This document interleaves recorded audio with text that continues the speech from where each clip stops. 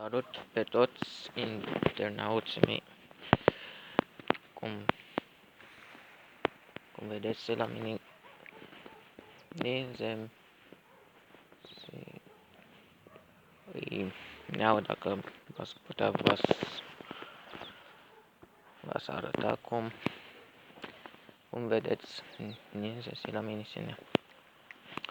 Am vrut să vă zic că să vă rugați la Dumnezeu și să aveți credință și să credeți în continuare în cuvintele biblice și cuvintele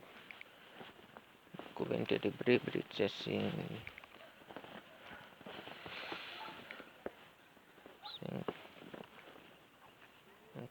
cuvintele biblice citite.